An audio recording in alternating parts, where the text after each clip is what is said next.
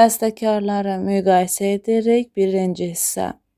Belə videoların davamının gəlməyini istəyirsinizsə, kanala abunə olun, videoları bəyənin və yorum yazın. Birinci müqayisəmiz Bach və Händel olacaq. Johann Sebastian Bach və Georg Friedrich Händelin müqayisəsi. Johann Sebastian Bach və Georg Friedrich Händel barokko dövrünün ən böyük bəstəkarlarından hesab olunurlar. Maraqlıdır ki, onların hər ikisi 1685-ci ildə Almaniyada anadan olmuşdu. Buna baxmayaraq həyat yolları, yaradıcılıq istiqamətləri və musiqi üslubları bir-birindən xeyli fərqlənmişdir. Hər iki bəstəkarın yaradıcılığı dünya musiqi mədəniyyətinin inkişafında mühüm rol oynamışdır. Bach musiqiçi ailəsində dünyaya gəlmiş və uşaqlıqdan musiqi mühitində böyümüşdü. O, həyatının böyük hissəsini Almaniyada keçirmiş, kilsələrdə, saraylarda və məktəblərdə çalışmışdı.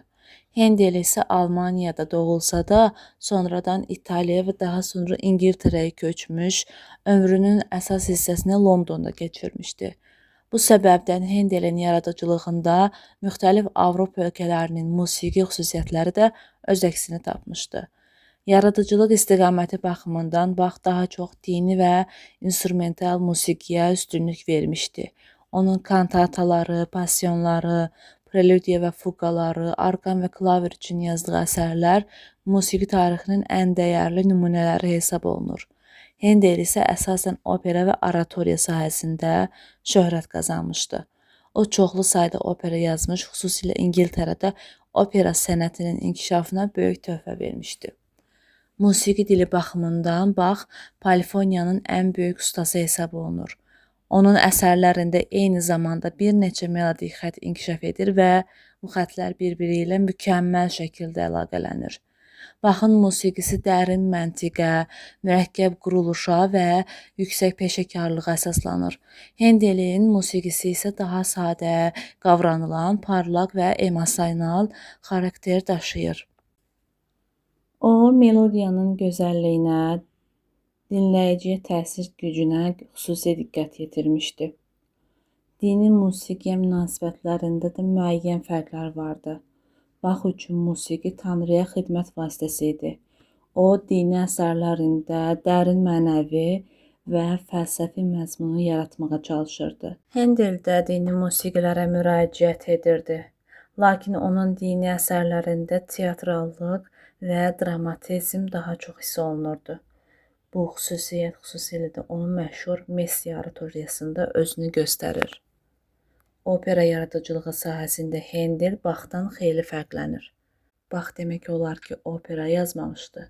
Händel isə dövrünün ən məşhur opera bəstəkarlarından biri olmuşdu.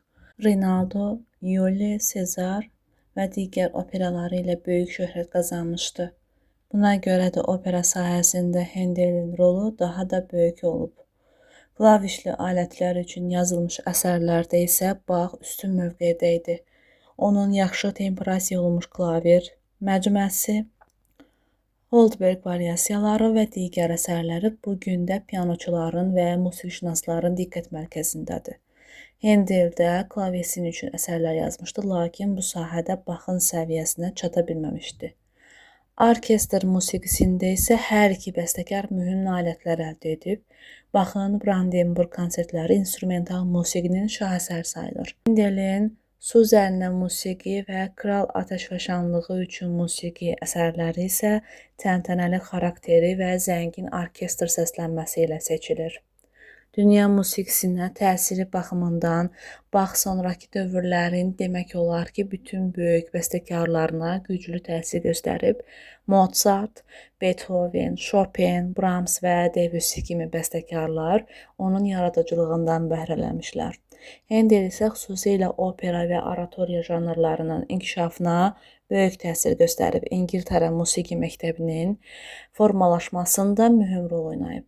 Beləliklə, Johann Sebastian Bach və Georg Friedrich Händel eyni dövrdə yaşamalarına baxmayaraq fərqli yaradıcılıq yolları seçmişlər. Bach daha çox polifoniya, kontrapunkt, dini və instrumental musiqinin dahisi kimi tanınırsa, Händel opera və oratoriya sənətinin ən böyük nümayəndələrindən biri hesab olunur. Baxın musiqisi daha dərin və mürəkkəb, Hendel musiqisi isə daha təntənəli, dramatik və geniş auditoriyaya ünvanlanmışdı.